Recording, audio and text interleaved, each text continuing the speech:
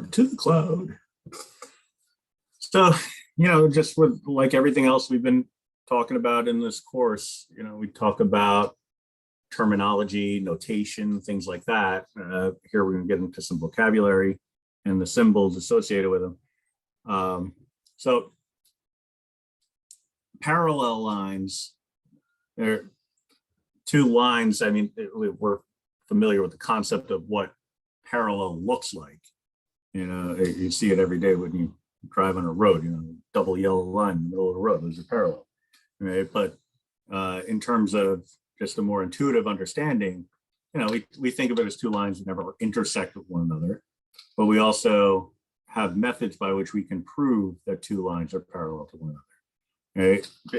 It's one thing for them to look like they're parallel. It's another thing for them to actually be parallel, right? And so that's where things kind of get tricky. Let me get rid of this. It's in the way a little bit, but I can show you a quick example. We're not really doing much or anything with equations in this course, but if I give you a line, for example, and then I plot another line that is parallel to that, and I tell you it's parallel, you'd be pretty confident, that I'm not lying to you. I suppose that's a possibility, but those look like they're parallel to one another, but you're really just taking my word for it. All right. Now, if I do this,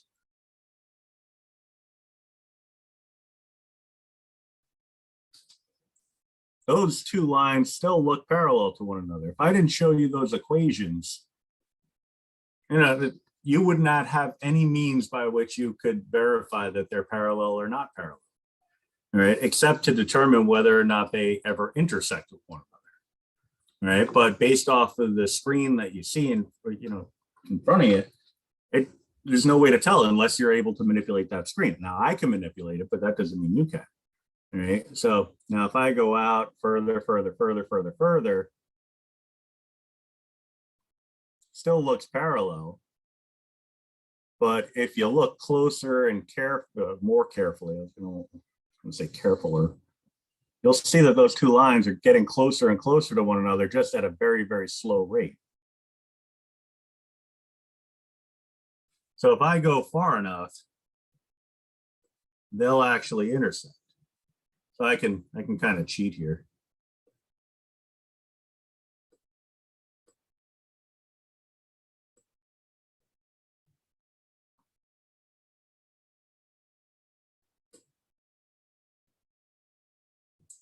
Just zoom out a lot and then zoom back in.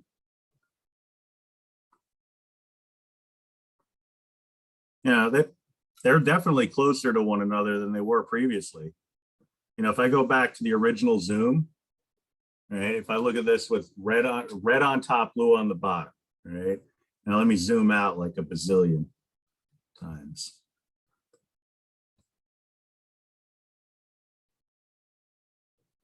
So originally, I've already forgotten. I think I said red on the top, blue on the bottom. So now let me go out really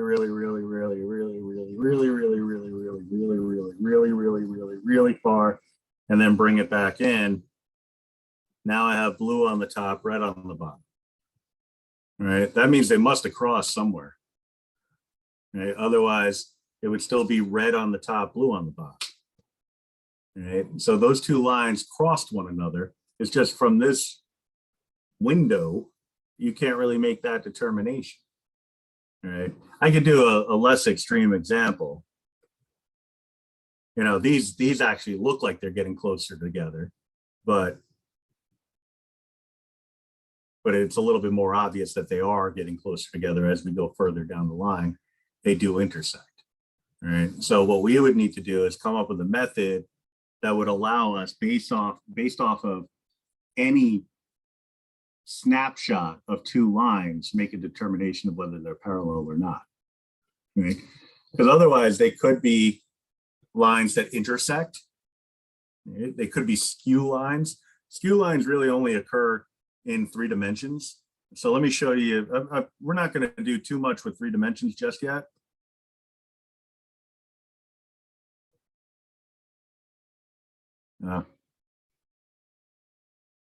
My wife was using my computer. I personally am not a Justin Timberlake fan. I have no explanation for that, except to say, please believe me. Now, I suppose there's another. If you're a Justin Timberlake fan, then you're like, what's the big deal? Why is this such a problem?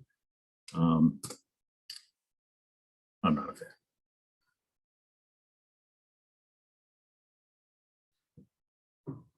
What on earth is he talking about? Well, search history, folks. That's the thing. All right, let me get rid of this. So this is a three-dimensional graph. All right.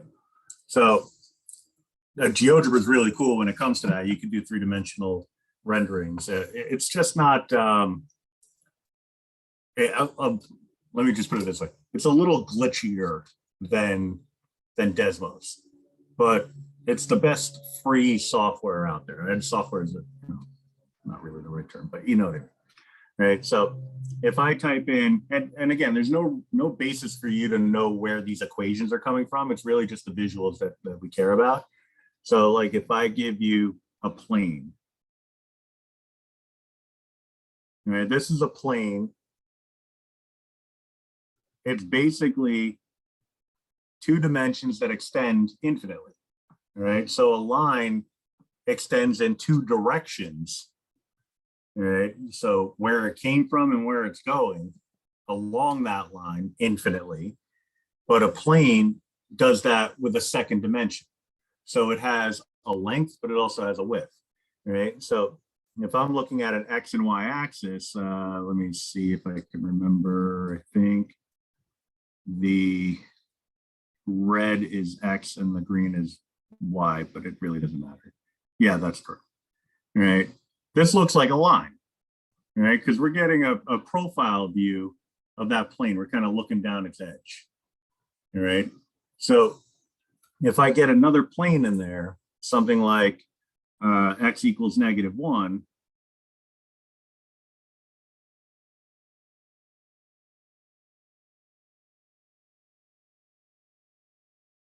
now I have two parallel planes. From this perspective, they look like two parallel lines. But from this perspective, they're two parallel planes. All right, so I just kind of, in the past anyway, when I would teach this class in person, I would just do a very simple demonstration for a plane. And that is take a piece of paper and imagine that it extended forever in every direction. Right? That would be an example of a plane. Right? For anybody who's a sports fan, if you like football, they talk about breaking the plane. You know, like you score a touchdown, and like you go over the goal line. You don't actually have to physically make contact with the line on the ground. That line extends upward infinitely. So if the person who's running into the end zone can jump 700 feet in the air, they would still score a touchdown. There's no limit to how high you can go, right? There's just boundaries on the width, but in terms of the height, you can go as high as you want, right? That's the plane. The goalposts, right? If you're kicking a field goal, the goalposts, though, in that interior, so you have your two posts, it's in the shape of a U, all right? All that area in there, that constitutes a plane that extends upward forever, even though the posts don't extend upward forever. So if you kick it right down the middle and it goes 700 feet in the air, it's still a field goal, right? But there are exceptions to that. You know, like when you get into like basketball, for example, you know, there's restrictions. Like there is a plane, the rim, that circular rim, has a field that contains a very restricted plane. The ball goes through that plane, it's a basket, it doesn't, it's not. All right. The front of a goal in hockey or soccer, right? All you have to do is cross that plane and it's a goal. Right? That's the same idea with this. So if once you penetrate this barrier, you're in the goal area. Right. But what we're focused on here is the relationship between two planes. Right. So these two are parallel to one another. And then you could say something like, I'll do y equals x plus 1. These would not be parallel, right? Because they intersect. These are intersecting planes, right? But their profiles are intersecting lines, right? That's an important thing to realize, because what happens is, it's very easy to lose sight of where all of this stuff kind of fits in the broader universe. You learn about geometry, and in most cases, we focus on only two-dimensional geometry, rectangles and triangles and things like that. But all of these things form the basis of three-dimensional figures. And so if you understand how things work in 2 dimensions, then you can understand how they work in 3 dimensions. Okay? You just extend it outward, because this is a triangular region. I could even really make it triangular if I throw in let's say y equals -1. And again, the equations don't matter. It's just what the shapes look like. I have 3 intersecting planes. From a certain perspective, it looks like 3 intersecting lines. That creates a triangular region, right? But if you really look at it carefully, you see that that's a triangular volume, right? Because it's got height along with it. That creates a triangular prism, right? Anytime you project a 2-dimensional figure out into 3 dimensions, basically giving a 2-dimensional figure some height, you're looking at a prism. So and that gets you into the 3rd dimension, and that creates a volume. All right. So that's what all this stuff is talking about in terms of terminology. It's probably a longer explanation than was necessary, but it's definitely worth the time, because the visuals, I think, kind of make all the difference. All right. But then once we realize that we're talking about instances in 2 dimensions that allow us to learn about 3 dimensions, and that kind of gives us a goal for everything. So we talk about things like exterior angles, interior angles, consecutive, all the things on this list. And so I have a little diagram here, right? These are just ways of noting what the name of the line is. So I'm calling this line L and line K. So it really doesn't matter what you call them, as long as you call them something, right? So these are my 2 lines. When I say exterior angles, I'm talking about angles that are outside of the 2 lines, all right, in this context.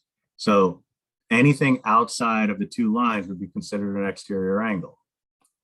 So that's outside, that's outside. All right, those would be exterior angles. Right. The 2 lines would be the ones that are either going to intersect or not intersect. Now, a transversal is a 3rd line that intersects the other 2 lines. All right. So, and it could be more than 2 lines, but we'll only focus on the 2 lines. All right. So that line T, that's the transversal. All right. So this is the transversal. Now, the interior angles would be everything that's contained within the line. All right, so that would be these angles.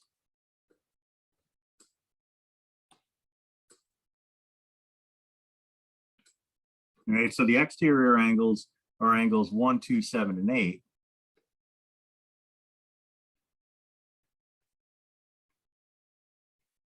The interior angles are 3, 4, 5, and 6.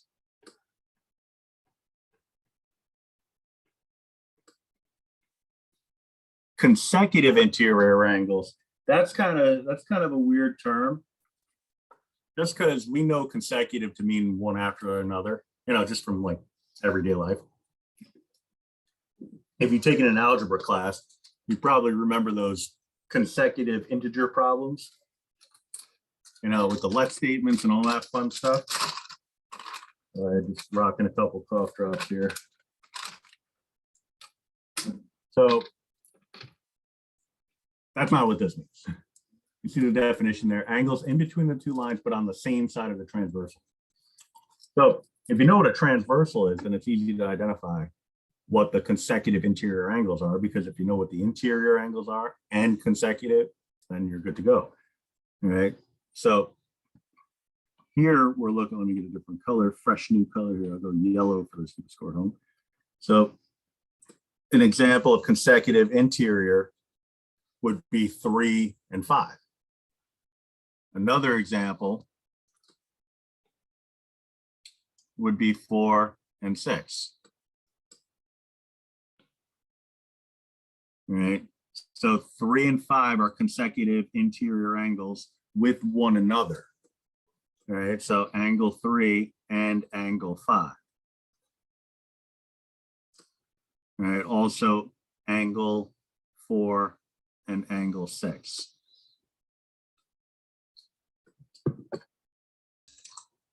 Yeah. Alternate exterior angles, so that works. You know, so alternate interior, alternate exterior angles, they're kind of, it's sort of weird in the sense that in some ways it's kind of common sense, and in other ways it's like I'm not really quite following. So they're outside of the two, so alternate exterior, so they're outside of the two lines, the two non-transversal lines, but on opposite sides of the transversal. All right, so that's easy enough, but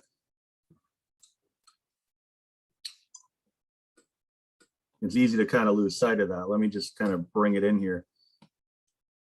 You have, let's say, for example, I'm looking at angle 1 here.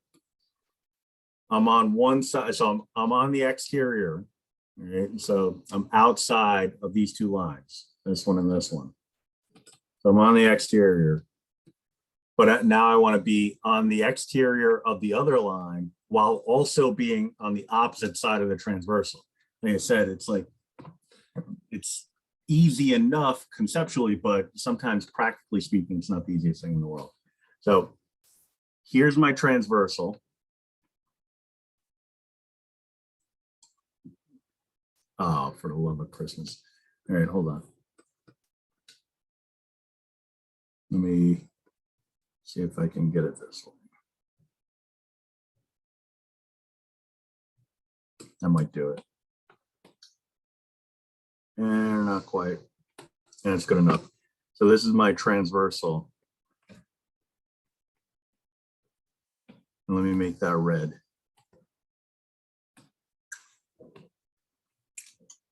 All right. So I need to be outside of the two other lines while also being on opposite sides of the transversal. All right. So here's one side of the transversal, here's the other. So outside would put me in this space. Other side of the transversal would be any of these. So where they overlap would be this space over here. All right. So it's kind of like, where are the two ideas happening in conjunction with one another? So good old logic reference there. So opposite side of the transversal could be any of these angles, but also on the outside, the exterior of the other line, that must mean it's angle 8.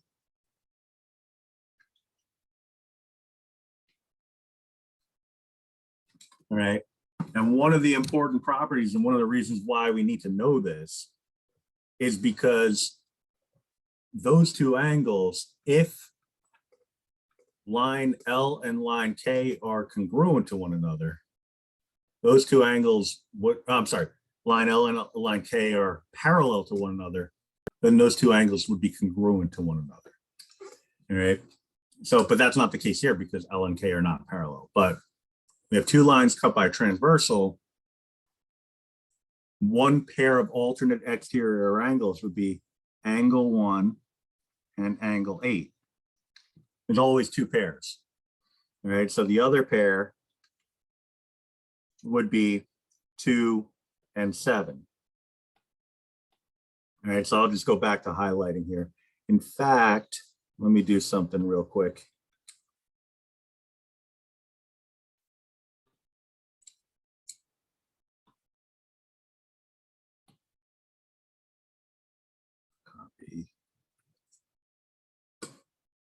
paste. Put that there for a sec.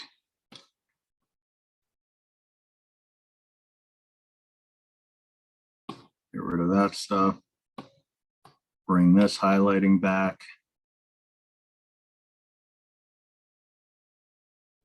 I make things so complicated sometimes. Sorry about that. But yeah, so these would be my alternate, a pair of alternate exterior angles. Just get rid of that flop there. All right, so we'd be looking at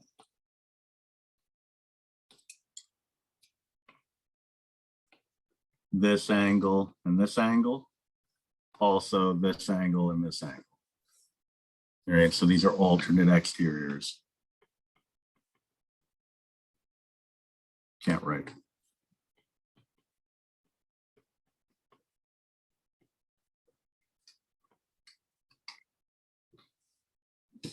All right. Now, because I did a screenshot of it, I'm stuck with this. I can't edit it, at least in terms of those two arcs that I drew there. Those are just a reference, angles 1 and 8. Normally, when you put the same number of arcs, that means that they're congruent in size. These are not necessarily congruent because these two lines are not necessarily parallel to one another. They don't look like they're parallel, so we can assume that they're not, right? So, or at least in this case. So 1 and 8, 2 and 7 are alternate exterior angles. Right.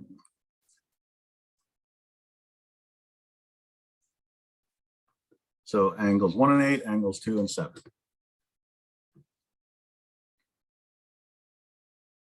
So let me show you the alternate interior angles. I just got to clean up the diagram because I was a schlamingo who took the screen grab without really thinking it through.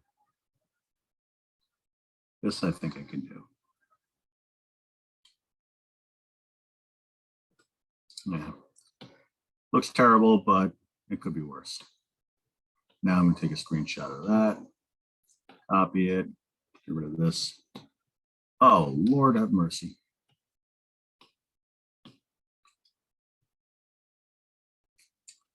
A little bit better. I'll clean this up a little bit later, but alternate interior angles.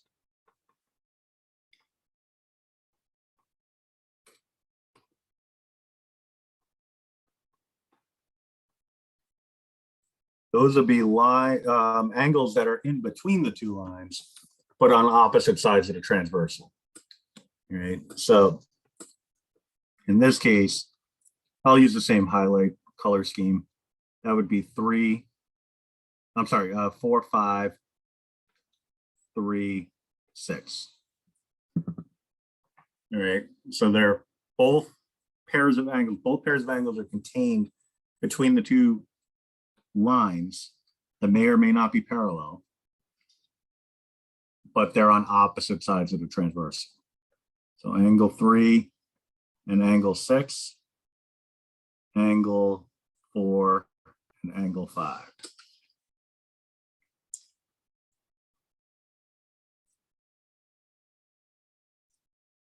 The corresponding angles, that's a little bit easier to understand, right, in terms of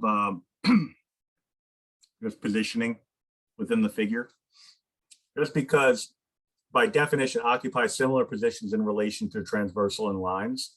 So if I'm looking at each cluster of angles, we have some angles that are, acute, some are obtuse, and every which way. But the idea is that they're going to occupy a similar position within each cluster. All right. So 1 and 5, even though they're not the same size, they occupy the same position, as in they're both on the upper left-hand side of that cluster. 2 and 6, both on the upper right-hand side of that cluster. 3 and 7, 4 and 8. All right. So corresponding angles are usually the easiest things to identify because they correspond to one another. Right. So it's kind of a systematic thing. If I say, if you're kind of walking around the building or a building, a classroom building, whatever, and I tell you to identify the first person in the room, so a student who's sitting closest to the door in each room. Those are corresponding positions from one room to the next, to the next, to the next, to the next. All right, so that's really all there is to it.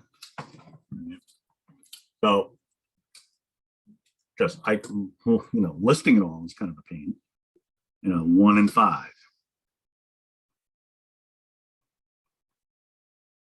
2 and 6. 3 and 7. 4 and 8.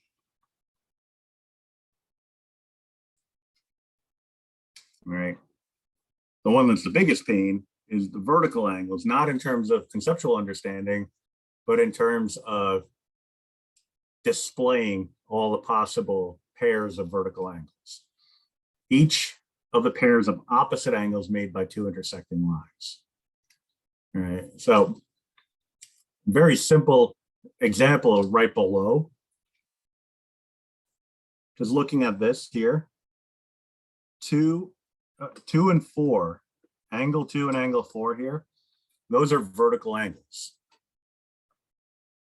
Why they're called vertical, I have no idea. I did at one point. I took the time to look it up and understand it, but it's trivial information, so it has not stood the test of time. But they're in a cluster of angles created by two intersecting lines. They're the opposite pair. All right. So there's two possibilities here. 2 and 1, I'm sorry, 2 and 4, 1 and 3. Vertical angles are always congruent.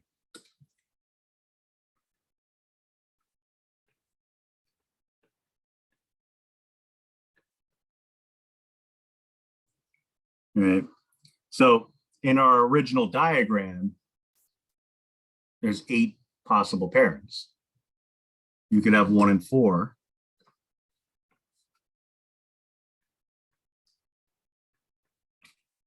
2 and 3.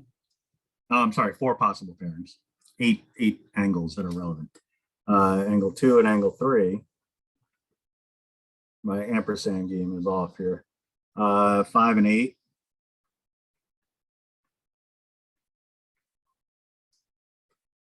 6 and 7.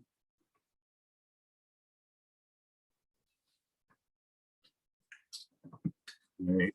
So that's really a nice, I mean, it's hideous to have to write it all out, but it's a nice relationship because it's something that you can always rely on. So when you look at, and this is kind of a streamlined version of it, the example of files given the figure identifies sets as alternate interior, alternate exterior, corresponding, etc. I'm going to pull this out for a sec. It's not that bad if you know the definitions, but I guess you can say that for a lot of things. So 4 and 5. Now these are 2 lines. I have 2 lines here, one right here. That's terrible. Well, that's line A and line B. All right. Angle 4 and angle 5 looks like, or they look like they are on the interior. They're between angles A and angle B. Angles A. Geez, I can't talk tonight for some reason. Lines A and B. All right. So they're on the interior because they're between A and B. Now it's just a question of whether they're consecutive interior or alternate interior. Well, this is a line here that cuts through other lines. That's the definition of a transversal, or one of the definitions of transversal. I can't get it to lock in. All right, so this is our transversal. So these two angles are on the same side of the transversal, but between two other lines. That makes them consecutive interior.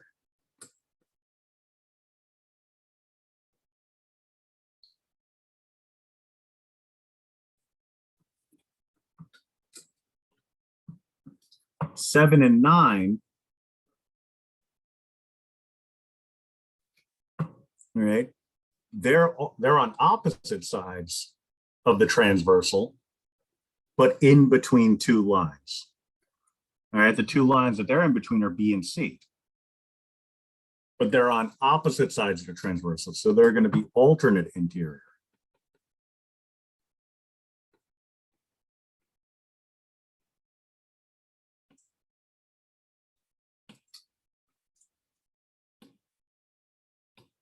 Five and 12. All right, so we get a little double dip here. But 5 and 12. Well, 5 is on the interior between lines A and B, but 12 has really nothing to do with line B or A. All right, so the two relevant lines here would be lines B and C. So the way that angles 5 and 12 relate to B and C are that they're both on the exterior. Right? They're outside of those two lines. Now, those two lines happen to be parallel, says it up here.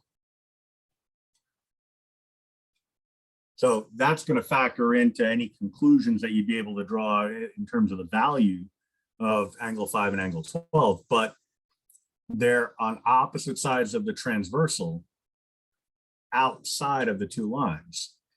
Right? So those are alternate exterior angles.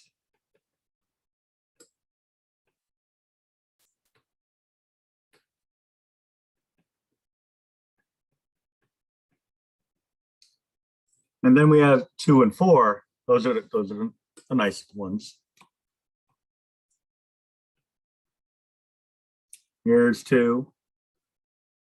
Here's 4. Oh, that looks awful. Not much better. But 2 and 4 are opposite angles in the same cluster created by two intersecting lines. Those are vertical angles.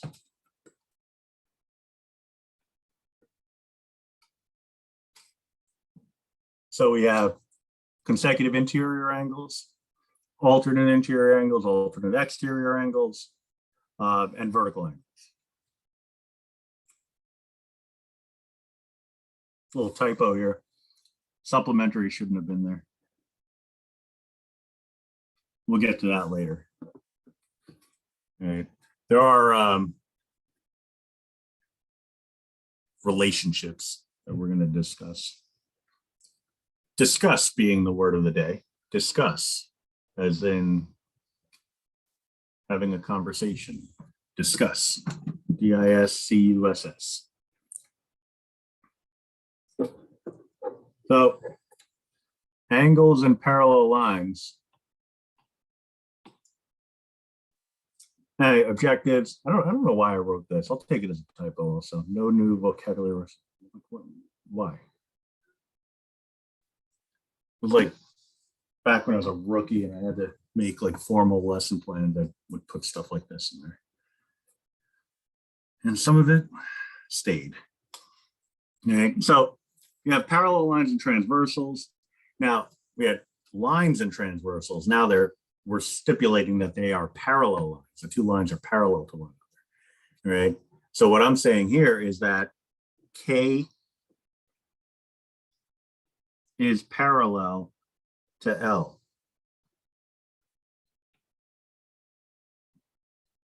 I can't make a lowercase script K like very easily. Like it's just not going to look good. So I'm just going to get a little Q here. That's not going to look much better.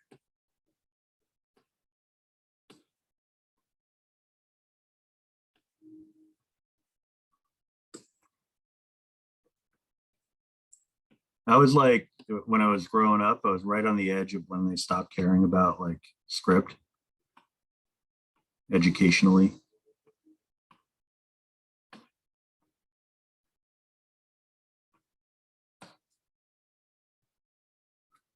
And it really, really came back to haunt me when I started teaching geometry.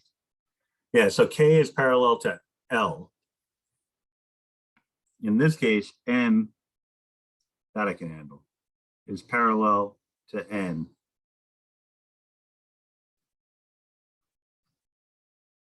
Okay, and these are the relationships that exist because of that. All right, so, and they're pretty wordy. If two parallel lines, and you'll notice that they're all conditional sentences. And if two parallel lines are cut by a transversal, then each pair of corresponding angles are congruent. All right, so we talk about corresponding angles as being same position within the different clusters. So what that's telling me now is that if I look at my two clusters, I don't want to do it like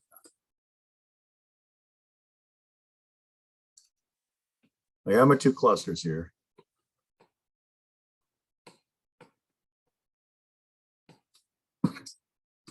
The upper left-hand angle is going to be congruent to the upper right-hand angle. So angle 1 is going to be congruent to angle 5. The upper right-hand angle in the first cluster will be congruent to the upper right-hand angle in the second cluster. So angle 2 will be congruent to angle 6. The lower left-hand angle in each cluster will be congruent. So angle 3 will be congruent to angle 7, and the lower right-hand angles in each cluster will be congruent. So angle 4 and angle 8 will be congruent.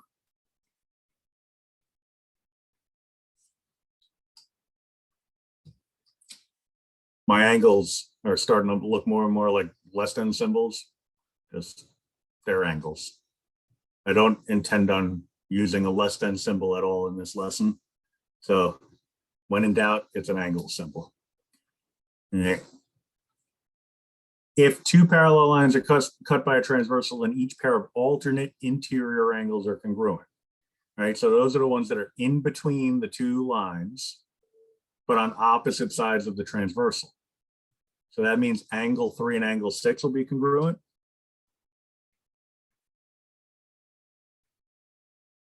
And it means angle 4 and angle 5 will be congruent.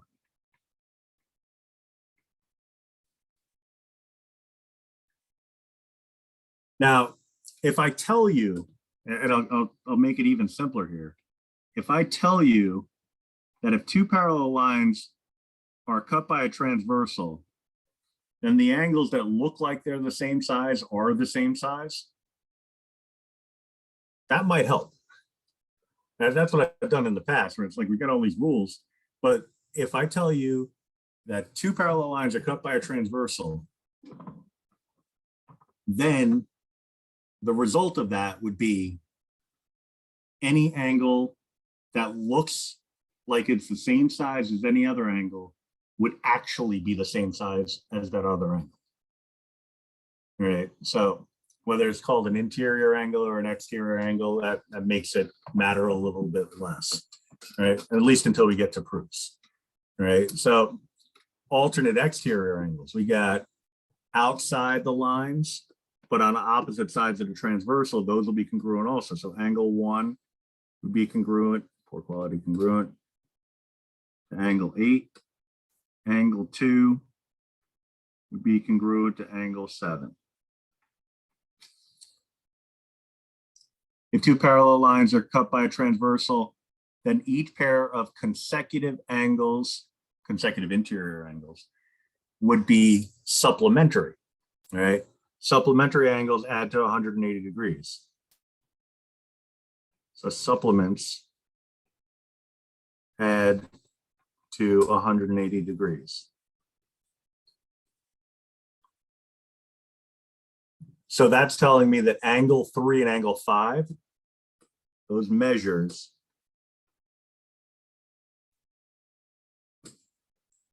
measure of angle 3 and the measure of angle 5 would add to equal 180 degrees. The same would hold true with 4 and 6.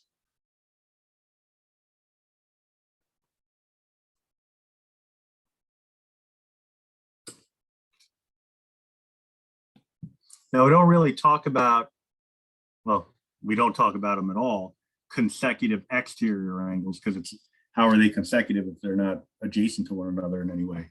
But there are other angles that would add to 180 degrees.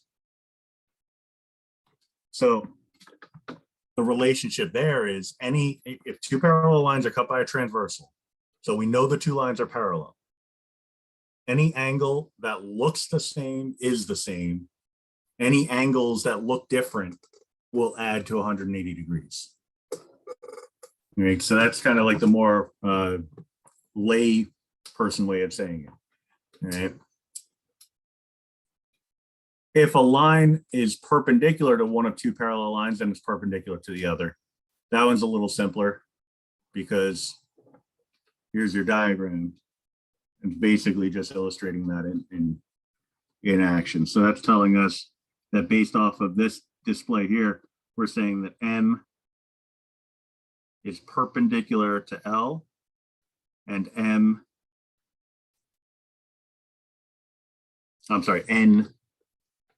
is perpendicular to L also. Sorry, I gotta zoom in.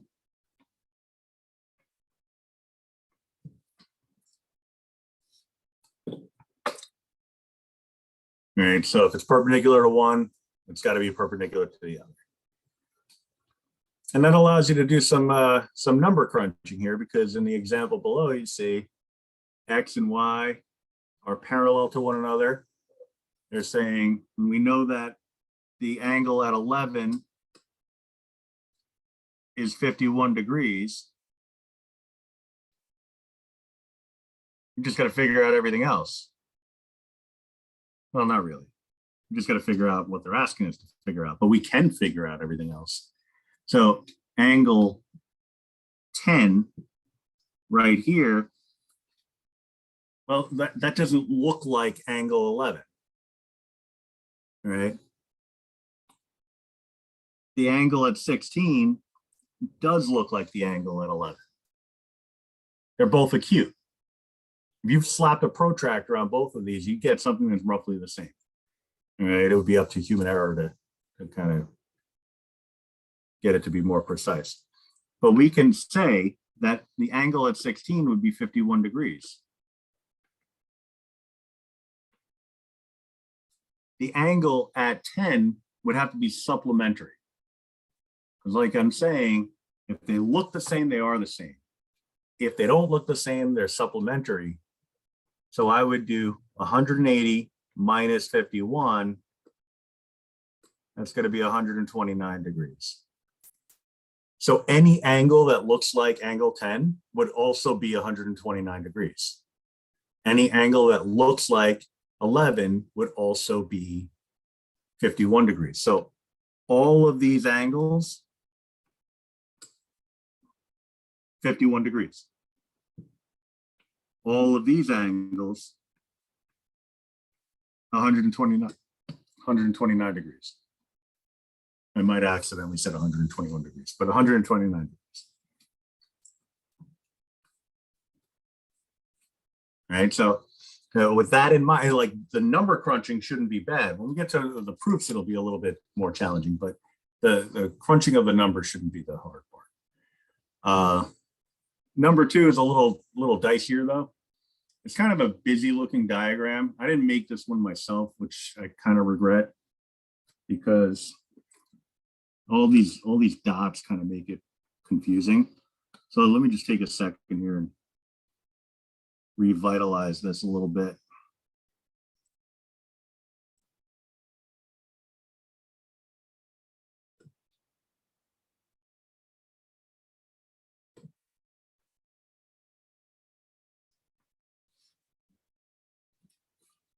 I'm just gonna grab this and just bring it on over here.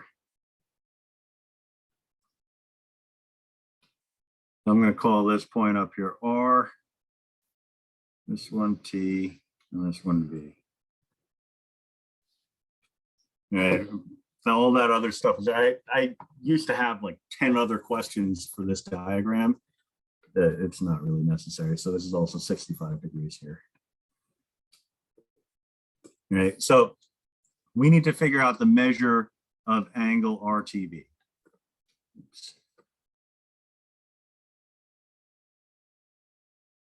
Now, at first glance, it doesn't seem like there's a ton of information to work off of, but there's actually plenty. All right, so it's just we have to kind of get a little cute with this. What I'm going to do is I'm going to introduce a third line. All right, let me move this T out of the way for a sec here. I'm going to introduce a third line that's also parallel to the first two. So all three lines are parallel.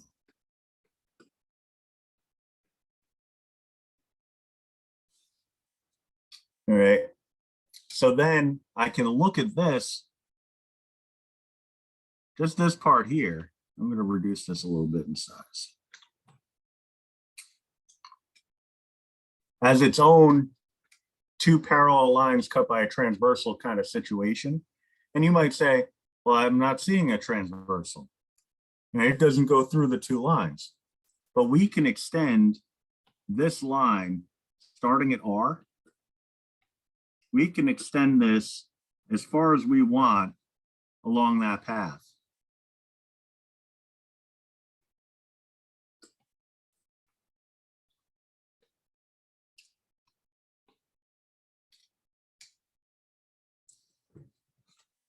So now I have two parallel lines cut by a transversal.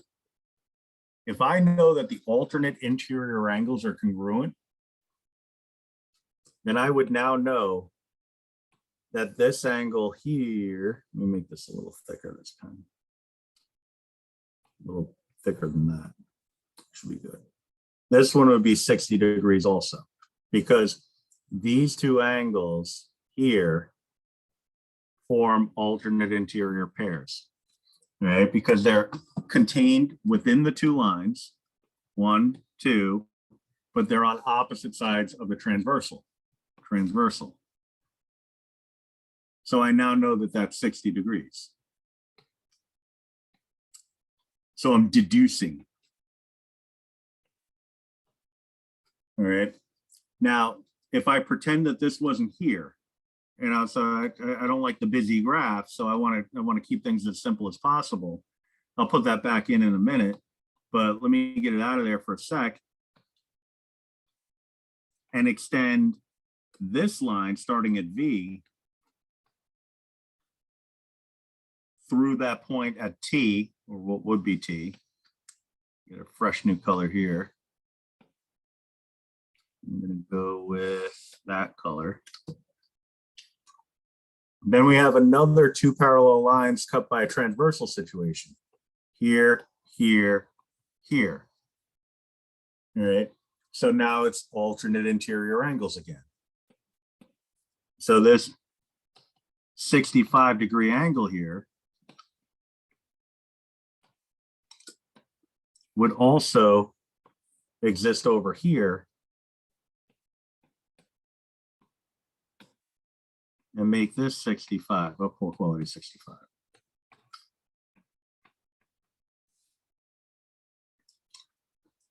So yeah, it's a pretty intense looking diagram, but there's no reason why we can't extend line segments, because line segments are just parts of individual lines. So you can extend the pathway. It's like if you drive down the road and then you stop, that's great. You traveled a line segment. But who's to say that the road doesn't continue or that you can't continue, right? So what we needed to find here was angle RTV, which is going from R to T to V. So that's this angle here that now contains the 60 and the 65. So the measure of angle RTV would be 60 plus 65 degrees, which would be 125 degrees.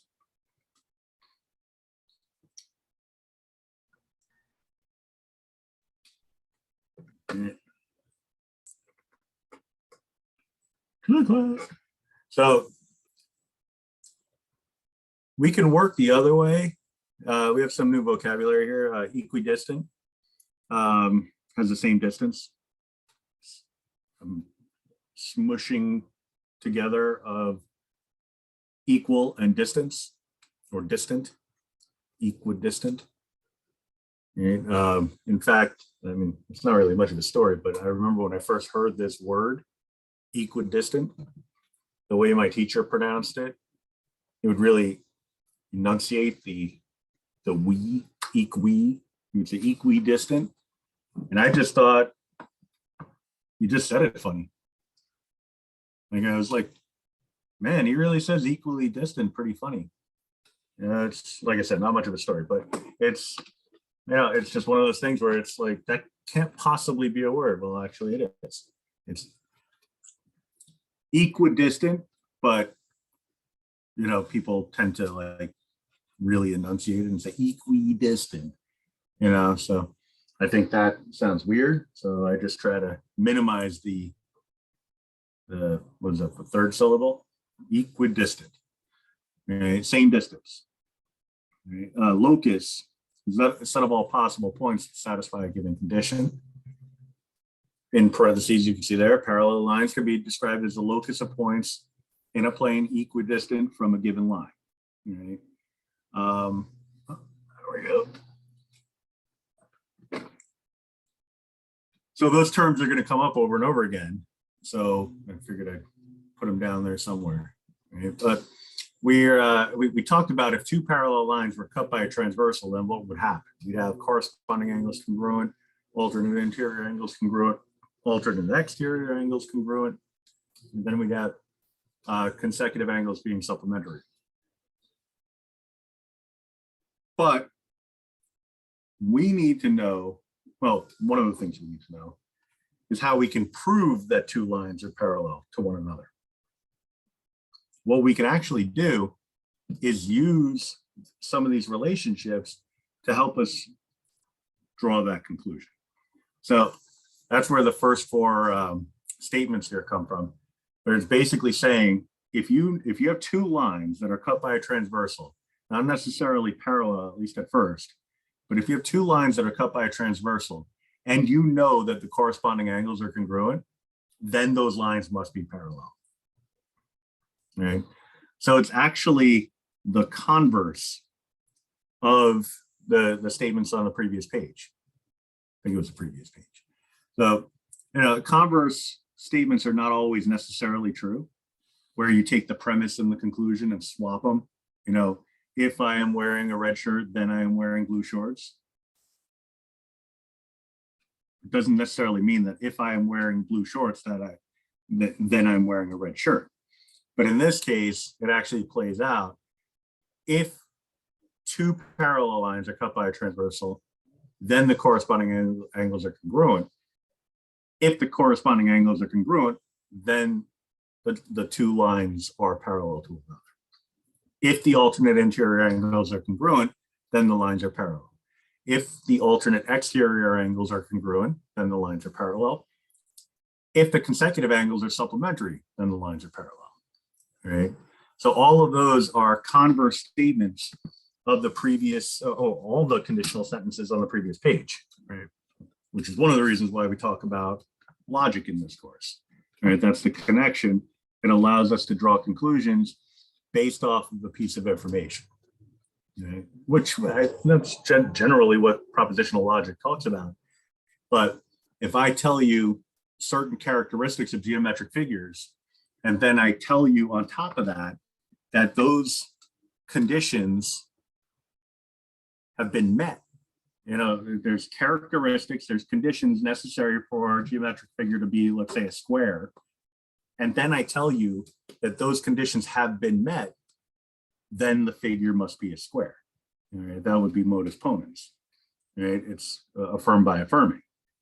Right? If you have a quadrilateral with four congruent sides and four congruent angles, we'll get to quadrilaterals in the next lesson, but well, just go with it at this point. if those conditions are met, then the figure is a square. Then I tell you in the next sentence, those conditions are met, then it must be a square. Right? So it's really just kind of contextualize all the stuff that we did in the logic component of the course, which makes it trickier because now you have to throw in content knowledge associated with geometry terminology.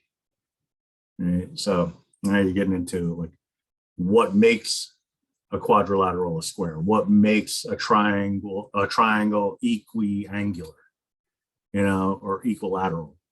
These are some things that we'll have to learn about. All right. The next one, if a given line and a point, given a line and a point in space, then there exists exactly one line through the point that is parallel to the given line. All right. So that's this idea here. My pen stopped working for a hot second there. All right. So I have a point and a line in space. All right. So this, when I say in space, I really mean in space, because we live, when we talk about geometry, like as in this course, we live generally in 2 dimensions, but that doesn't mean that you can't have a line that's just kind of floating out in space. Right? So here's a line, line segment, and here's a point. My fingertip is a point.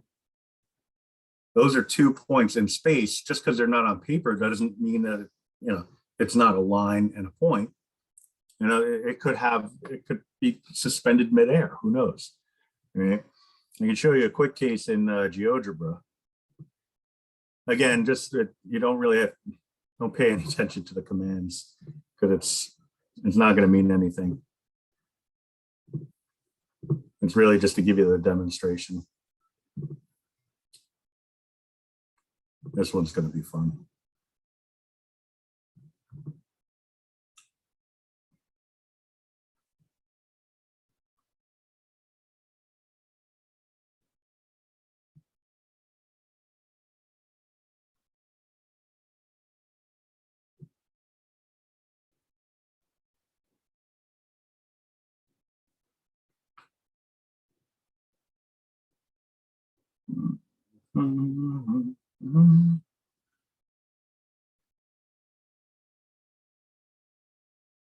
Keep hitting the wrong keys here.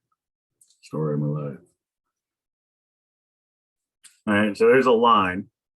Looks like an ordinary line.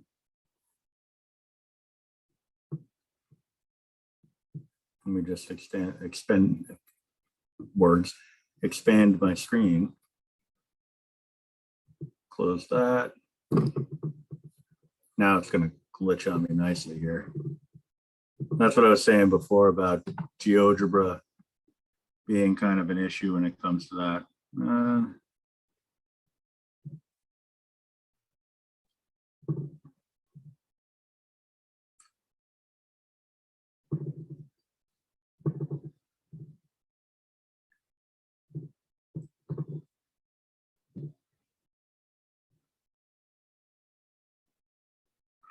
Give it like a 5 here.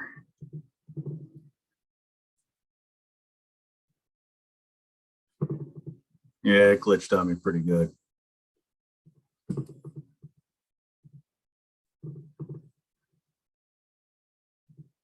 Okay, so that came back. It's just not letting me rotate it, so I can't do what I wanted to do with it.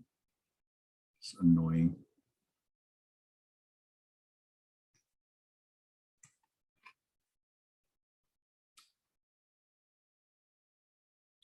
Let me try hitting settings here.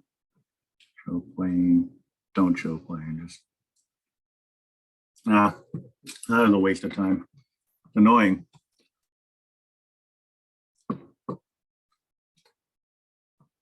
You know what I can do?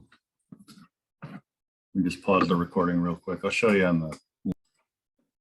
So in 2 dimensions, it's pretty easy because this line here can only be parallel if the distance from any point on this line is the same no matter where it is on that line, the same distance from the other line, right? So if I want a parallel line to go through point P, all I'd have to do is ensure that the distance from any point on this line, no matter where I go, to the other line would be equivalent. So this distance here has to be the same as this distance here, has to be the same as this distance here. And, you know, everywhere. So this, anywhere else I could draw a line, those distances have to be the same. Right? No exceptions. The good thing is, if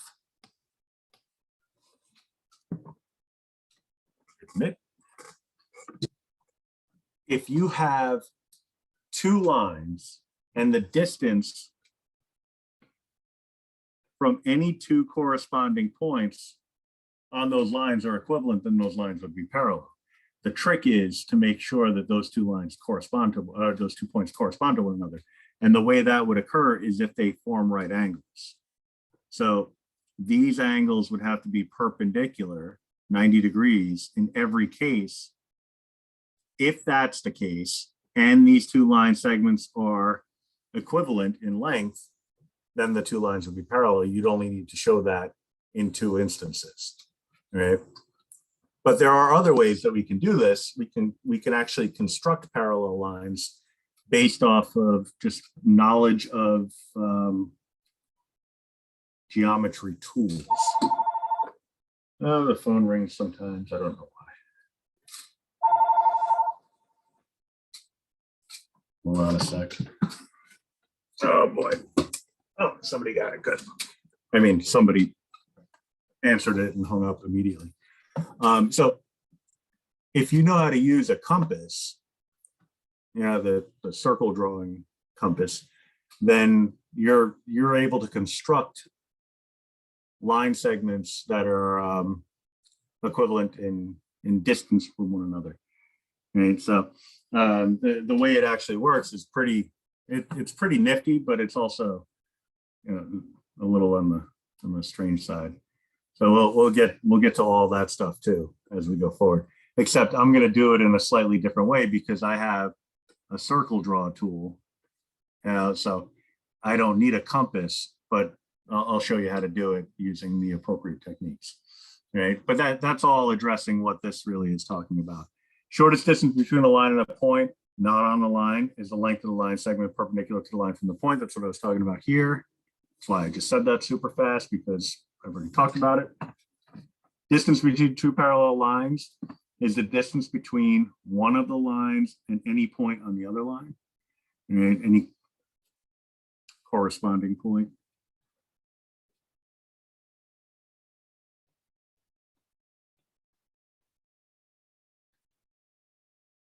I never made a sheet that I never met a sheet that I couldn't put a typo in.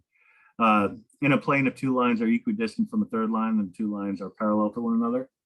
Right. That was actually the reason why we were able to draw a third parallel line for this question up here. Right. Because if there's another line that's equally distant from two other lines, then those would be parallel to each other. Right? But if they're equally distant from a third line, then they'd be parallel to each other. So basically what that's getting at, I'll just draw a quick diagram here. Let's say I have just one line that's kind of floating out in space. And I tell you that you're going to go D units away, but in the downward direction. All right, so let me just get a little tiny little line segment here. I'll call it D. But I'm going to do that consistently. Right? So this distance here would be D also. Then what you would have is a second line that's parallel to the first line.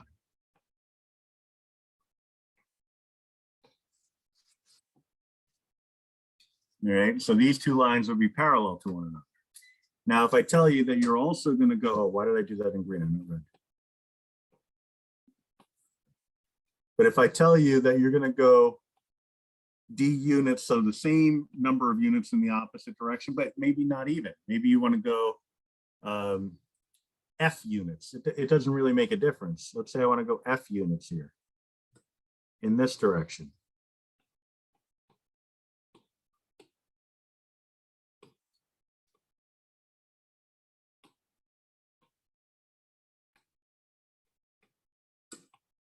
So D in this direction, F in this direction. Then this new line on this side would be parallel to the original line.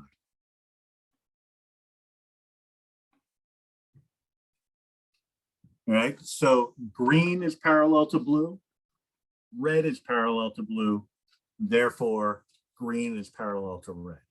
In fact, all three are parallel to each other. All right, that's all that rule is really getting at. All right, but it also allows you, if you're given two lines that you know are parallel, you could also make a third line in between that are parallel to both. All right, and then the last one we've actually already addressed, kind of. So with that whole M and N thing up here, we had a perpendicular transversal. Right now, that transversal we called L for some reason. Right, but let me call it T, just for clarity's sake. T for transversal. All right, and I'll give it a little subscript. I'll call that T1 for transversal number 1. Now, what I can do is I can create a second transversal, also perpendicular to M and N, that I would call T2, Judgment Day. So then what that's telling me is that, or what this rule is telling me anyway, is that line T1 would be parallel to line T2.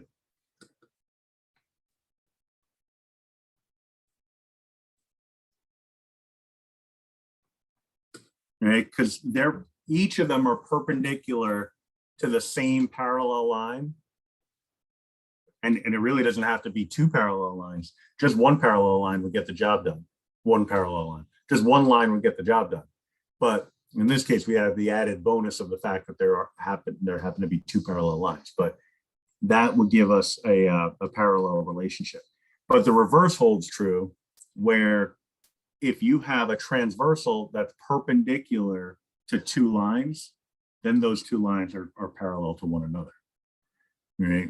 So that was the original diagram that I had there. Right. So I just kind of amped it up a little bit.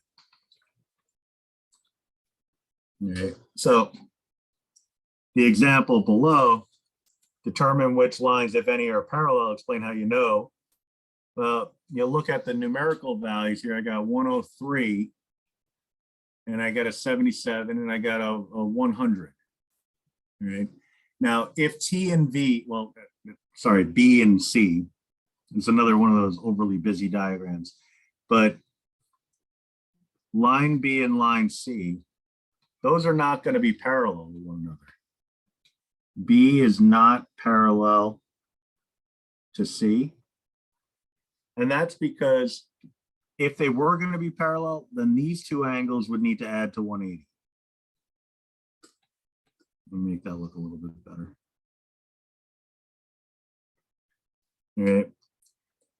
And that's because 77 degrees plus 100 degrees is equal to 177 degrees, which is not 180 degrees. All right. Those are consecutive interior angles. Consecutive interior angles have to add to 180 degrees if it's going to be a parallel line situation. All right. So I'll actually write the whole statement out here. If two parallel lines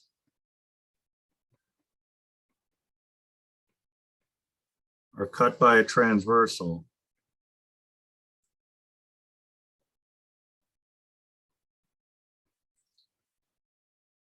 then the consecutive interior angles are supplementary.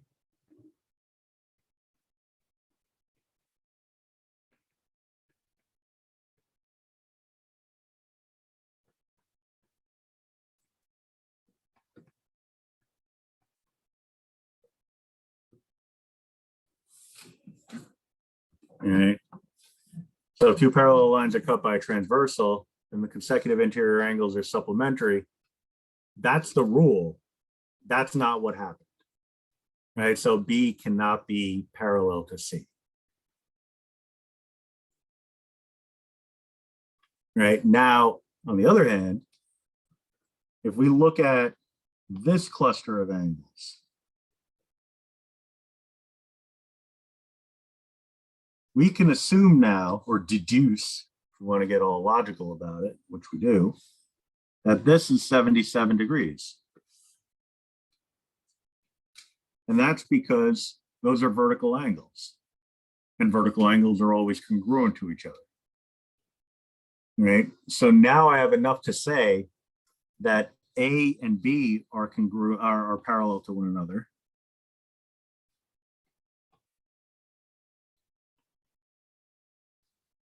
And that's because 103 plus 77 is equal to 180 degrees.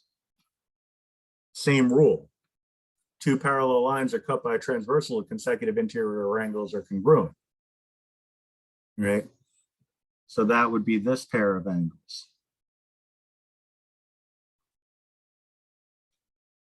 Now, this is a way of just kind of getting at a relationship quick and dirty, but we didn't, this is not a deductive proof.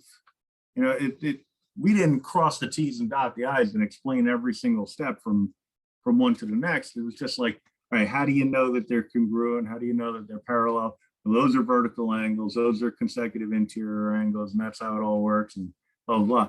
What we need to do is we need to get at the logic of it and make sure that we can articulate from premises to conclusions in a clear, organized fashion, right? So this will get the job done if it's like, are they congruent or not? Yes or no, what are the values? But if we want a rigorous deductive proof, then we would need more than this, right? So that's what we're working towards, which is where all the laws of logic come back into play. Well, maybe not all of them, but the most important ones. Okay, so this was that connection I was foreshadowing, I guess, for lack of a better term, in the last unit. And here we are. So using laws of logic to draw conclusions, the process represent each statement symbolically, right? P's and Q's if you want, but usually letters that are consistent with whatever the scenario is, just something easy to remember. Refer to the laws of logic from the previous lesson to determine any valid conclusions, state each conclusion as well as appropriate justification. And I took the table from the last unit, the laws of logic, and I put it at the end of this package just so you have it, so you don't have to go bouncing back and forth. Right. But one thing that I added in that I didn't realize wasn't there to begin with was one of those idempotent laws. So number 8.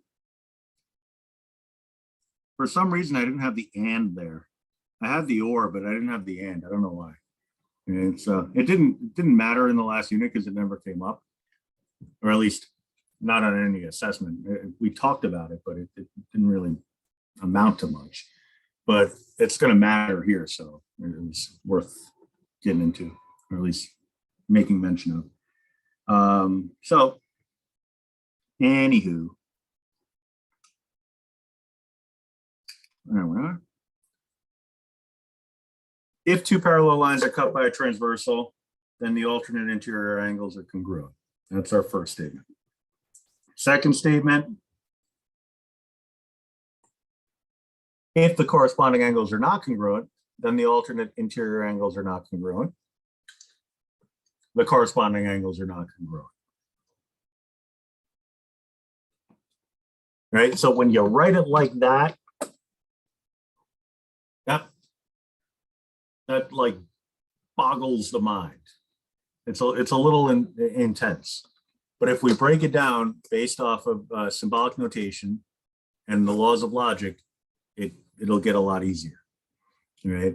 So what I'm going to do is I'm going to create some simplified statements here because I don't like the looks of this. Two parallel lines are cut by a transversal. So I'm going to use P for parallel.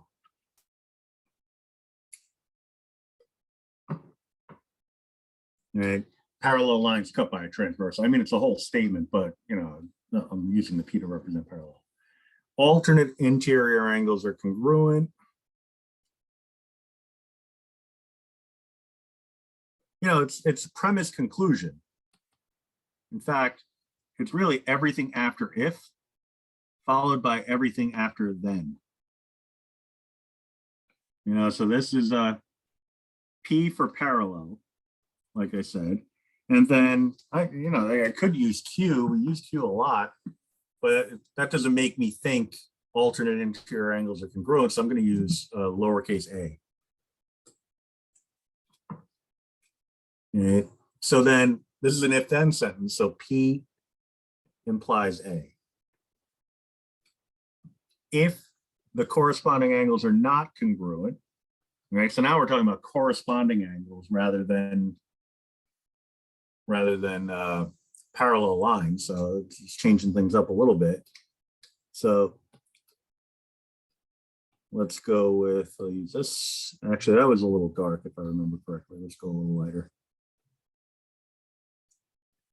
If the corresponding angles are not congruent. So we got a not in there. And it's corresponding angles. So I'm going to go with a not C. Then the alternate interior angles are not congruent. Right? So still a reference to alternate interior angles, but this time they're not congruent.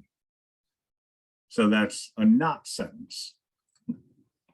So not A. Then it just flat out says the corresponding angles are not congruent. Well, that's the same as the first premise. I'm sorry, the second premise. Okay, so this one is my P. These are both related to A in some capacity. But then we have an affirmation of the premise of the second sentence. That sounds an awful lot like affirm by affirming, or modus ponens. So we have not C implies not A, and not C. That gives us not A by modus ponens.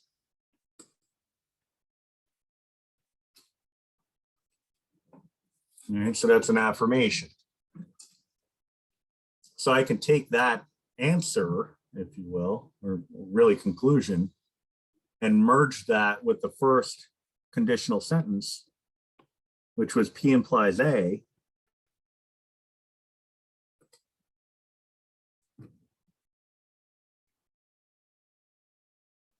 And that would allow us to conclude or deduce not P by modus tollens. Right, that's the denies by denying. That's I think it's the second to last in the last rules. I'm going to pull it right. I'll come back to this page in a sec, but that's the third to the last and the second to the last. Modus ponens and modus tollens. All right, so that's this pair of values, symbols, notations, etc. Could I ask a quick question? I understand the modus tollens one. Why we're doing that? Well, how did we get the other one though? Modus ponens. The modus ponens. Yeah, on this one, on this example. Yeah, so whenever the premise is affirmed, so we have a confirmation of the premise here, then the conclusion is confirmed. And that's what modus ponens tells us. Oh, okay. Thank you. No problem. Yeah, and the modus tollens is the one where you're negating the conclusion, and so that implies that the premise is also negated. Right? But now we have our symbolic notation here, and we have a sort of a key. Like it's not the world's most elaborate key here, but I use a little color coding system, so it works for me. But if you need to write let P equal two parallel lines are cut by a transversal, let A equal alternate interior angles are congruent, that's not the worst idea in the world, but I like the color coding because it's easy for me to do with the app. But I now know that, well, I know two pieces of information. And again, the direction said, determine whether a valid conclusion can be reached from the set of statements. So I guess the answer is yes, they can. A valid conclusion can be drawn. I drew two of them, but it'd be nice to know what those two are. Right. So not A is telling us that the alternate interior angles are not congruent.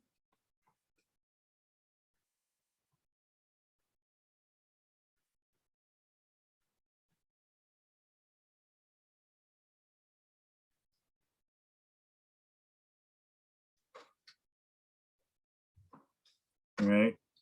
So not A is telling us alternate interior angles are not congruent, and not P, well, that could go a couple of different ways.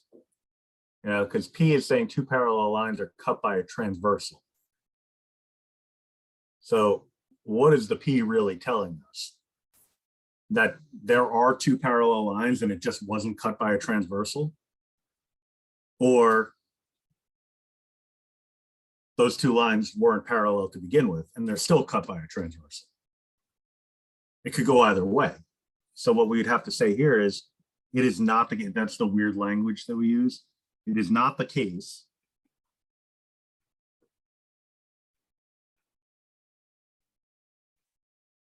that two parallel lines are cut by a transversal.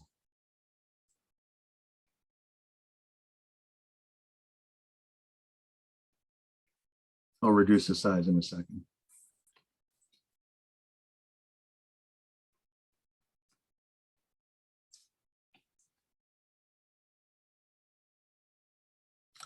Just do the whole thing.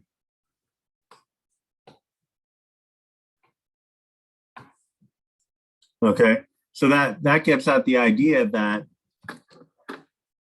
something about that premise is not true. We just don't know what part. Because it could be that they're not parallel. It could be that they are parallel, but not cut by a transversal. It could be that they're not parallel and also not cut by a transversal. Any of those possibilities are covered by this statement here. It is not the case that two parallel lines are cut by a transversal. Right. So it's like saying, it is not the case that I am wearing a red shirt and blue shorts. Okay. So does that mean that I'm wearing a red shirt, but not the blue shorts? That I'm wearing, just trying to make sure I remember what I just said. That I am wearing the blue shorts, but not the red shirt, or not wearing either of the blue shorts or the red shirt. So any of those possibilities would be covered by, it is not the case that I'm wearing a red shirt and blue shorts. Right. So number two, laws of logic to determine whether a valid conclusion, blah, blah, blah. If two angles form a linear pair and are congruent, they are both right angles. Angle A and angle B are both right angles, right? So the first thing we want to cover here is the assumption that angle A and angle B are the two angles that are referenced in the first premise, all right? So that's one thing that we would want to have in our mind, but we would also, it wouldn't be the worst idea in the world to stipulate that. So assume angle A and angle B are the two angles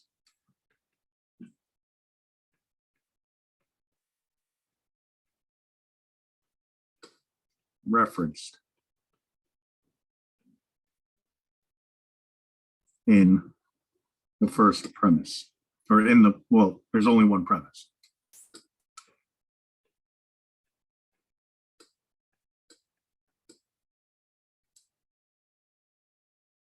All right. Because it could be that, you know, like two angles form a linear pair and congruent. They're both right angles. And then, you know, maybe we're talking about angles C and D, but now they're bringing up A and B. You know, there could be an inconsistency there, but that's not the case. All right. So, and also I'm not about trick questions like that. So it would be consistent. All right. So they form a linear pair and are congruent. So there's a conjunction in here. So this is a 2-for-1 kind of deal. So the two angles form a linear pair and the two angles are congruent. The conclusion would be that the two angles are right angles. So I would actually rewrite this whole sentence, or at least reconsider it or reframe it to say, if angle A and angle B form a linear pair,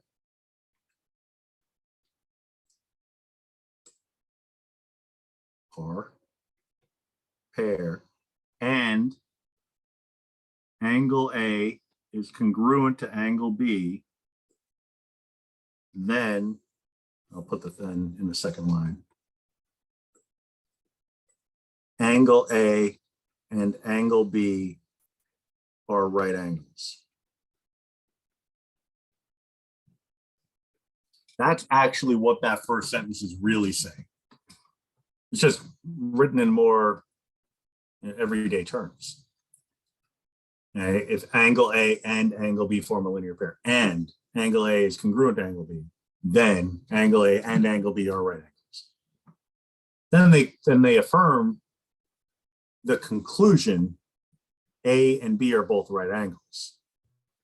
Right? So really we have two major components in the premise. I'll highlight those. Two angles form a linear pair. We'll call that L.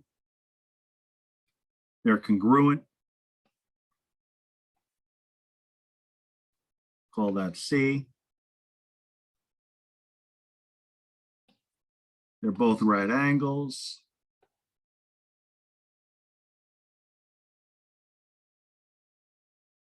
It's really, they are both right angles. Sometimes they don't put the word then in there. That's the way it is. R for right angles. So I'd say L and C implies R. And then they just flat out say angle A and angle B are both right angles. That would be R. All right. So this one would be inconclusive.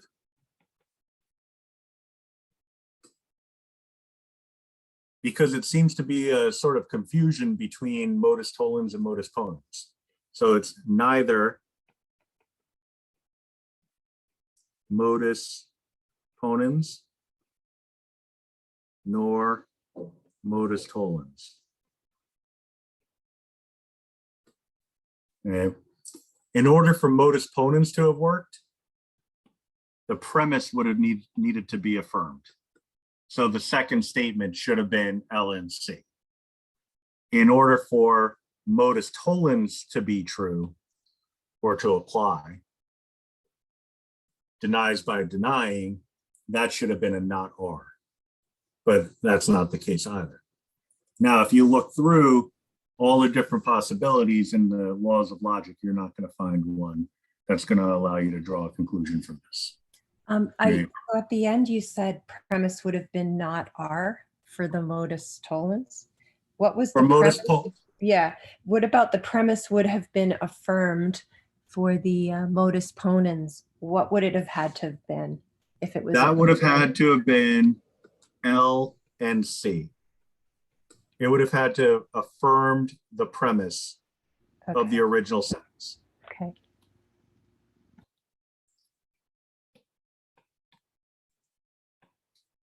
All right. Now, when you get at the logic of it, I mean, it's all getting at the logic, I guess.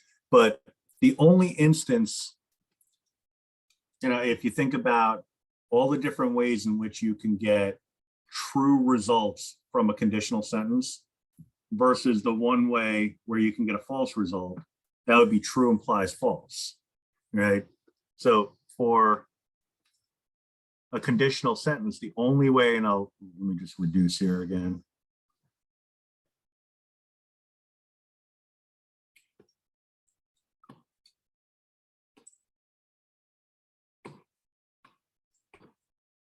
Only way for conditional to be false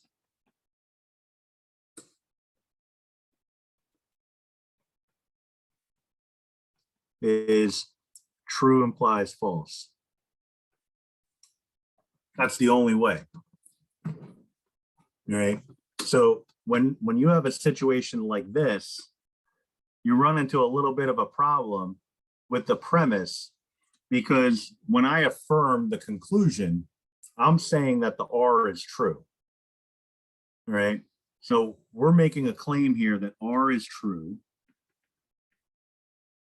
but they already told us that. Right? They told us they were both right angles. Right? So the logic of it gets tricky, because if that's true, you think about the different ways that you can get a true result when the conclusion of a conditional is true. Right? Something implies true. Well, that something could be true and still give us a true result. Something implies true, that something could be false, and we would still get a true result. Right? So this would be inconclusive because the premise can either be true or false. And that's what makes logic weird, because everything about this seems to make perfect sense. Because if I tell you that if two angles form a linear pair means those are two angles that form a straight line. So for example, something like this would be a linear pair, because these two angles would form a straight line that would give you 180 degrees, right? If I tell you that they form a linear pair and they're congruent, then what I'm doing is I'm taking what could be an angle that looks like this, and I'm bending it so that it goes vertical, because the only way they'd ever be congruent is if it formed two 90-degree angles. I know that's not perfectly 90 degrees. Let's see if I can. Well, that's definitely not 90 degrees. That's 90 degrees.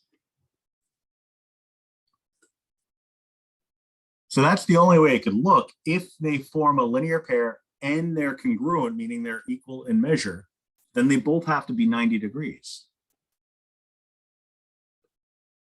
Then they're both right angles. Now, if I tell you that angle A and angle B are right angles, then you would think, okay, well, they must be a linear pair, right? But it's the and part of it that messes everything up, right? Because you could have, we know that they could be congruent, or they must be congruent because they're both 90 degrees. But just because two angles are congruent does not necessarily mean they form a linear pair. So for example, But it seems like you say that they form a linear pair, don't you? well, that's the conditional part of it. I'm saying if they form a linear pair and they're congruent, then they're right angles. That's definite.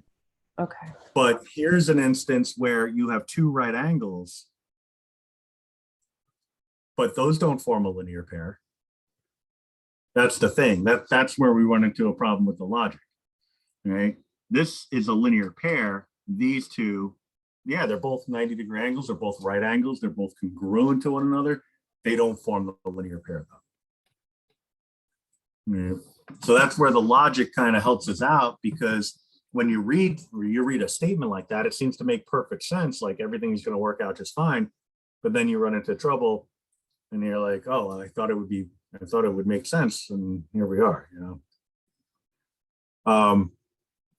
So number 3 is kind of a little bit beyond what we've gotten to so far, but I tried to keep it purposely vague. So the figure is not a square, or it is a rectangle.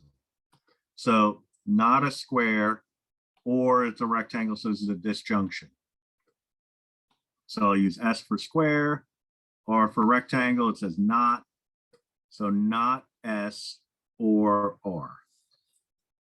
All right, and then it says the figure is not a rectangle, so back to the R, and it's a quadrilateral. All right, so that's a new one, quadrilateral. So we have the R here and a Q for quadrilateral. All right, now this one's a conjunction. So not R, they have a little knot here, and Q. All right. Now this one, well, it's weird in a bunch of different levels, but there's a lot we can do with this. It just doesn't seem like there's anything we can do with it. That first sentence here, that's the key to everything. That's the implication identity. Let me use a different color there. I'm kind of beating these colors to death here. So not S or R. All right, so let's go down to our table here at the end. I mean, it's also in the last packet too, but if we go to the implication identity, the very last one, there's a relationship between conditionals and disjunctions. So not P or Q is the same as P then Q. All right, these two are interchangeable. Remember, the double-sided arrow means they're interchangeable, they're equivalent, logically. All right, so P implies Q, not P or Q mean the same thing. All right, so that tells me that, again, it was originally in the implication identity, it's not P or Q. That's the same as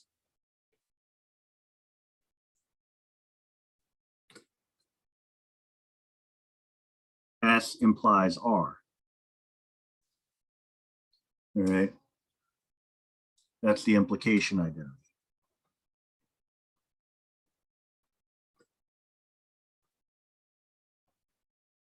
And I'll just jot it down here again. So not P or Q is logically equivalent to P implies Q.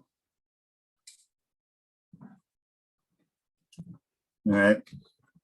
So now I've taken a disjunction and made it conditional. So the sentence, the figure is not a square or it's a rectangle, is the same as saying if the figure is a square, then it is a rectangle. All right. So we keep that in mind.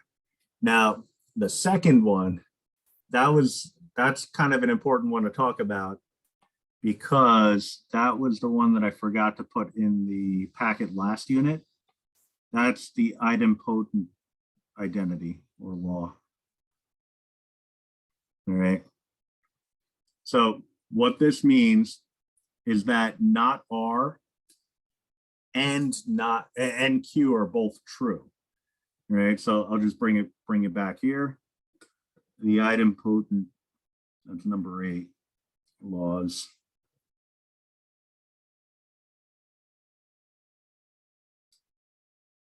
All right.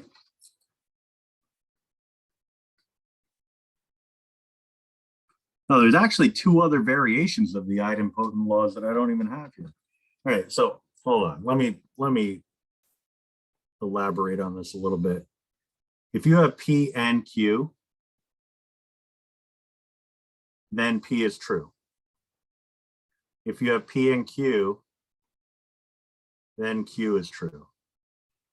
Or Q is true specifically. It's not necessarily conditional. It's equivalent to either of those cases being true. All right.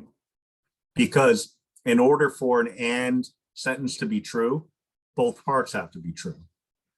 All right.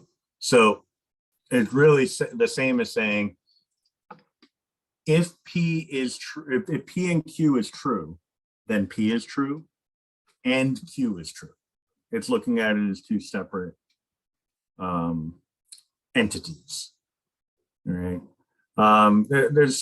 There's a case to be made that, you know, you could kind of consider it through the lens of the domination laws too, but I think it's easier if you look at it from the idempotent laws.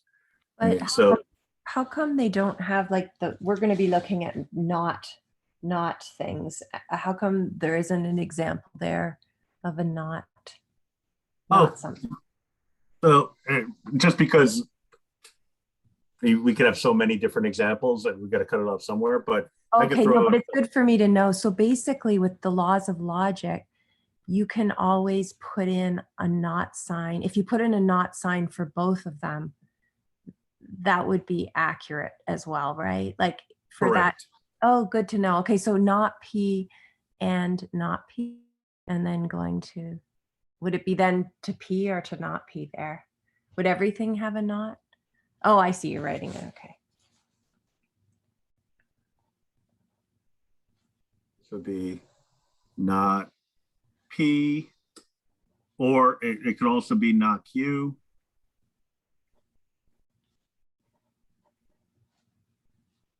And I guess for the one that I wrote previously, we could also say not P and Q would be equivalent to just a Q, because basically any part of the and sentence would be true.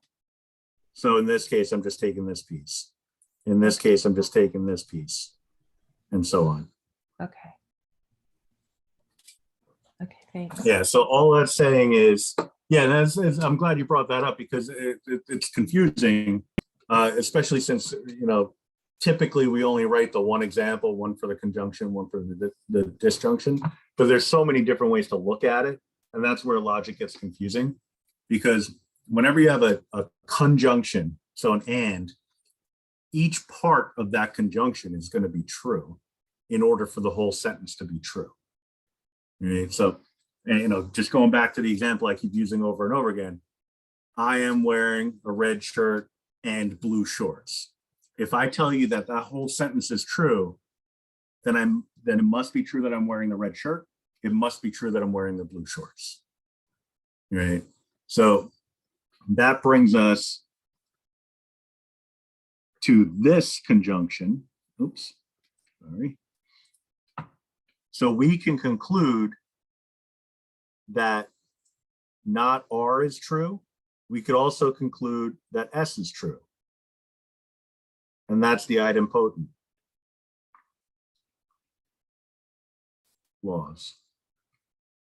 Right? Both of those would now be true. So it's just a question of, you know, what are you going to find value? You know, like what's going to be more useful? I'm sorry, why did I write S? Nobody knows. Q is what I meant to write. So if I look at these two pieces of information, let me get a different color. These two. Now I have some modus tollens going on. S implies R. And I have my not R. My conclusion here would be not S by modus tollens. Right? So since not S, well, since S represents the figure as a square, not S would be that the figure is not a square. All right, so we're able to draw that conclusion. All right, we're also able to draw that the conclusion of Q. Now I have nothing to pair Q with. So Q is its own conclusion in and of itself. All right, so it's kind of like a separate conclusion, but equally important one. I'm going to move some stuff over here. Q is telling us, Oh, sorry. sorry. I'm Yeah. sorry. So when we're saying now that we're denying, we've denied by modus tollens, what part of that question is denied? Like, does that mean what part are we accepting and what part are we denying? Just that the whole thing. Does that mean So we're whatever the saying that? conclusion is, Yeah, you have the premise conclusion relationship, the if, the then. yeah. We're denying the conclusion, which in turn denies the premise. Okay, and I'm trying to look at the question for 3. The figures is not a square or it is a rectangle. The figure is not a rectangle and it is a quadrilateral. So which part are we denying? Oh, so we're actually denying, because that was the thing where we got from this sentence here, which is the figure is not a square or it's a rectangle. That's this. Yes. By the implication identity, we were able to translate that into S implies R. Yes. So that's the thing that we're trying to deny or not deny, depending on how things work out. Okay. The implication identity gets us from here to here. Yes. But The idempotent, yeah. Go ahead. Sorry, go ahead. That's all right. So the idempotent laws get us from the not R and Q to a not R and a Q separately. So Okay. then when we look at this pair here as a separate example off on the side, then we would say, okay, well, what conclusion can we draw from that? So we look at the relationship and we see that the conclusion is being denied. Okay. Because the conclusion in that conditional sentence is denied, the premise is also denied by modus tollens. So it's actually the progression of looking at the different symbols after we've converted from the everyday language to symbolic form using the logical laws. That's how it just evolved into a denies by denying situation. Okay. It's not that we were looking for that, it's just that's how it evolved. Okay, but the premise is which part of I see what you're saying, but can we go back and like which part of those 2 sentences is the premise? The premise the premise is always the symbol before the arrow. So that's the if part of an if then sentence. So once we use the implication identity to get from not S or R to S implies R, then what we did was we changed the phrasing of the problem. Instead of it being the figure is not a square or a rectangle, this now is thought of as by the implication identity, if the figure is a square,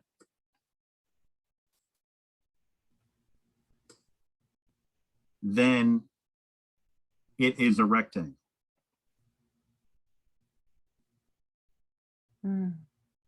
So then if the figure is a square part of it, that became the new premise. And that's the thing that we just refuted based off of the modus tollens. Okay. Thanks. Yeah, no problem. Yeah, so it's weird, but once you get the idea to convert the language over and really start thinking about it in terms of, okay, this is what the problem says, this is what I want it to say, based off of the laws of logic, then it starts to kind of make a little bit more sense. All right. But the Q, we were able to not really conclude too much from this, but we can say Q is true. Right, that was one of the idempotent laws. So in everyday language, Q represented the figure as a quadrilateral.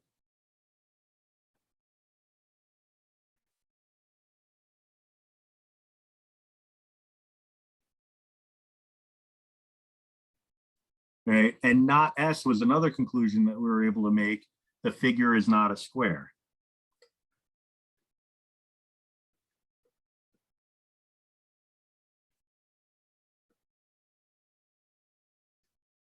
Right, so that's by the logic of it. But that's also relying on these original sentences being true, right? But if I'm trying to, just kind of tease out what kind of geometric figure I'm looking at, maybe, I don't want to make it like a guessing game or a puzzle or anything like that, but maybe it's something that you're looking to draw a conclusion about for whatever reason. Maybe a trivial reason, but maybe something really important. I now know that it is a quadrilateral, so it is a four-sided figure, but it's not a square. So it could be a rectangle, it could be a parallelogram, whatever that is. We'll talk about that next lesson, or next. Sorry, And but it so could be a lot of. Yeah, go ahead.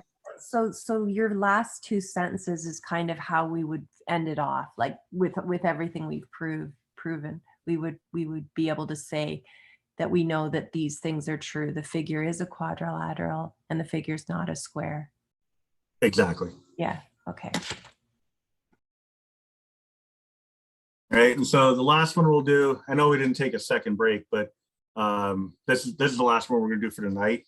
And then I'm going to set you up with the assignment. And then that'll be it. I'm going to do a second word of the day now. And so words of the day. And so that is going to be square. Square. As in the four-sided geometric figure that we've been talking about. Square. Right. So for number 4, C is the midpoint of AB, then AC is congruent to BC. You see the progression here that we started off very generally. We started off very generally, and we're getting more specific. Now we're getting really specific. All right. And then in the next unit, next part of the lesson, we'll get very, very specific. All right. But this is building us up to that way of thinking. Right? C is the midpoint. If C is the midpoint of AB, so this whole thing is a premise, then AC is congruent to BC. All right. So you call it whatever you want. I tend to stay away from, you've seen what I've been doing here. I tend to stay away from the P's and Q's because it's kind of hard to tie that together with what it is you're trying to evaluate. All right. C is the midpoint. So I guess M for midpoint.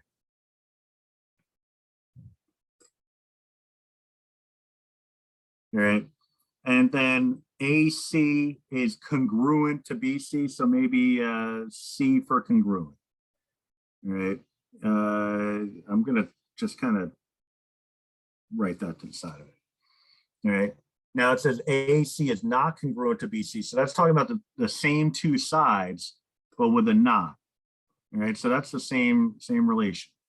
All right. But actually, before we even get to that, let's just put the first sentence in symbolic form. If M, then C. So M implies C. All right. So then the second sentence, AC is not congruent to BC. All right. So that's not C. Or not what I'm using C to represent. Or the triangles are congruent. Well, we use C to represent those two sides are congruent. Now we're getting into triangles being congruent. That sounds like a different idea. So I'm going to come up with a new symbol to represent that. T for triangles.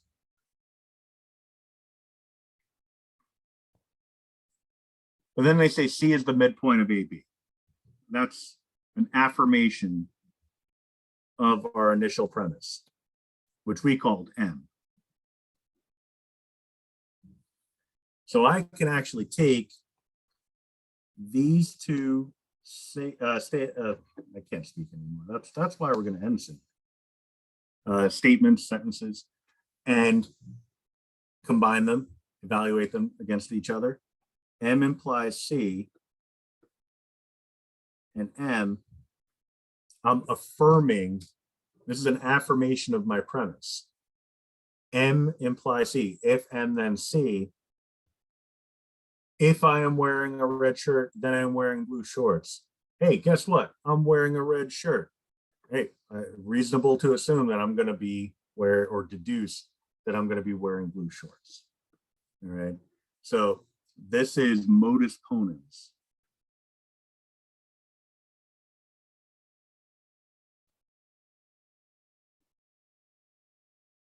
All right. Now that not C or T, yeah, it's one of those things like you don't realize you can do this until you do it a couple times, and then you realize, oh, I can do that a lot. The not C or T, that's the implication identity. Not C or T is the same as C implies T by the implication identity.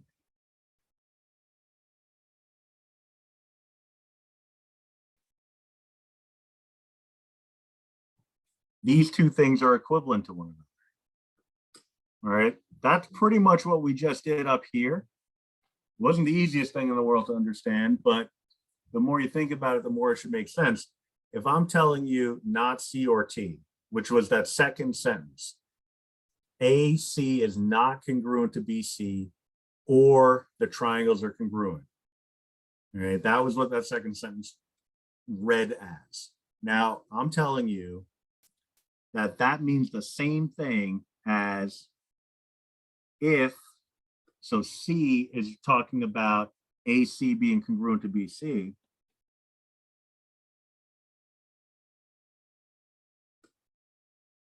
Then T, the triangles are congruent.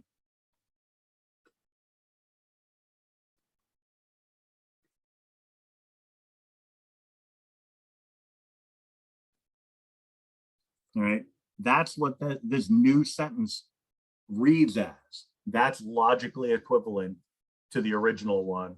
AC is not congruent to BC, or the triangles are congruent. It means the same thing. All right.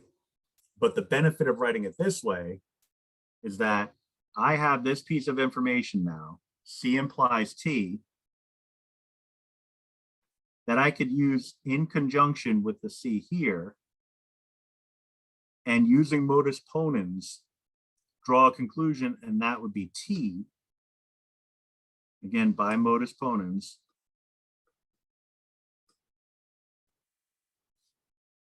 And now I know some things. I know that AC is congruent to BC. Right? That's what this one means.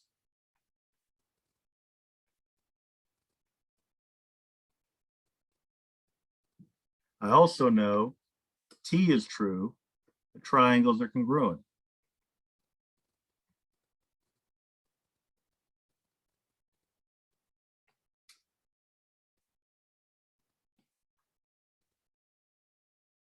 All by the logic of the situation. Right? I mean, it's easier said than done.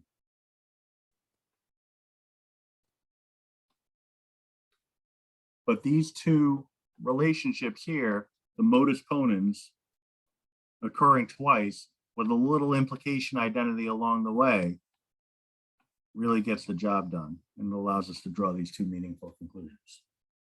All right, so you have three sentences here that like the valuable information was buried in there somewhere. It's just a question of, kind of pulling out or eliciting the meaningful stuff. And you look at it and say, okay, well, what does this really mean? Give it to me simply. Well, what it means is AC and BC are congruent and the two triangles are congruent. But assuming there are two triangles, but the triangles are congruent. Right, now this is out of context. I didn't give you a diagram. I didn't give you anything to look at and evaluate in a meaningful way, but that if I did, we would know how to do that. So that's what's coming next.